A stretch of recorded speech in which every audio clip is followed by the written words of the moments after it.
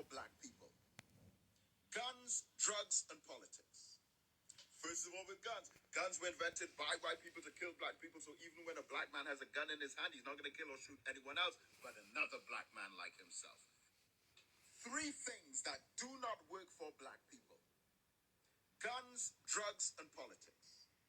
First of all, with guns. Guns were invented by white people to kill black people, so even when a black man has a gun in his hand, he's not going to kill or shoot anyone else but another black man like himself. Because the possession of the gun is merged and combined with the indoctrination of self-hatred through white supremacy that came through a colonial agenda to miseducate us and a media representation of us as savages. So you put guns in the black community, the only other people that black people with guns are going to kill are black people like us. And if there was any risk whatsoever of whites or Syrians or Chinese being shot with guns that black people possess, it would not be so easy for us to get guns in the first place. Second, drugs.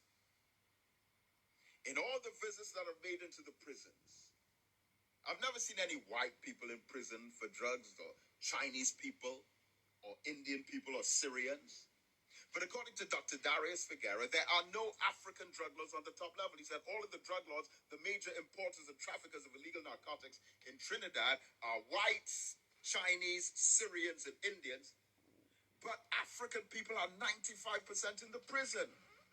And when the white people and the Syrians and the Chinese traffic drugs, they buy houses, property, land, real estate, send their children to university, buy cars and trucks, businesses, and expand their entrepreneurship. When we sell drugs, apart from going to jail or getting shot and killed in some ignorant gang conflict, what do we do with the money that we make from the drugs? Spinning rims, paint job on a car, gold chains. Oh man, if that's how you're thinking, that those gold chains are representing chains of slavery that have been taken off our hands and feet and put on our minds but fallen down to our necks. And third, politics. Okay, I respect everyone's political choices. But you have all these different political parties. But when it comes to the backbiting and the quarreling and arguing and squabbling, it's African people in one party against African people in another party. And regardless of which party is in power, it's the same. Whites and Chinese and Syrians and French Creoles that are getting rich. All of the contracts. We just wear the t-shirts, the hat, wave the flag, run behind the truck, and get nothing. And then they try to impress upon your mind that you're worth nothing, you deserve nothing, and the only way you can benefit from being part of our political organization is if you involve yourself in the pulling down of your own people. So as Jomo Kenyatta said, when the white man came to Africa, he had the Bible, we had the land. He taught us to pray with our eyes closed. When we open back up our eyes, he had the land, we had the Bible. So we say that when the politician comes into the community, he has the politics, we have the power. He teaches us to think with our minds closed. When we open back up our minds, we have the politics and he has the power.